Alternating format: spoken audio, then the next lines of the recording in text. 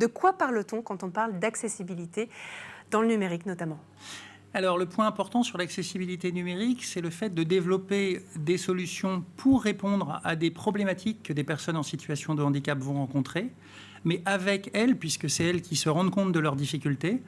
Et les bénéfices de l'accessibilité, finalement, c'est de pouvoir servir tous les utilisateurs. Donc, l'intérêt de l'accessibilité, c'est finalement de créer un univers accessible numérique. Quel est l'état de cette accessibilité en France aujourd'hui ? Alors, on a différents niveaux d'accessibilité, puisque quand on parle d'accessibilité, on parle des outils utilisés par les gens, donc Word, PowerPoint, etc. Tous les outils logiciels de la suite Office, notamment, sont utilisés pour faire de l'accessibilité, mais aussi, on parle du développement et des sites web. Donc, on a vraiment deux thématiques très différentes. Si on parle de l'état des sites web, on va dire qu'on n'est pas forcément très bon élève à date.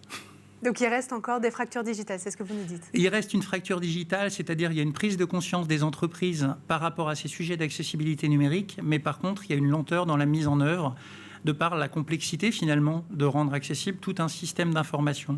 Ça passe par les outils utilisés par les collaborateurs, ça passe par les outils utilisés à l'école également, puisque personnellement je suis dysorthographique, il fallait bien que j'ai des outils à un moment donné pour pouvoir travailler dans de bonnes conditions. Quand j'ai commencé ma scolarité, ces outils n'existaient pas. Aujourd'hui, ils existent. Donc, ça permet aussi à des élèves de, malgré les handicaps, poursuivre leur scolarité dans de bonnes conditions.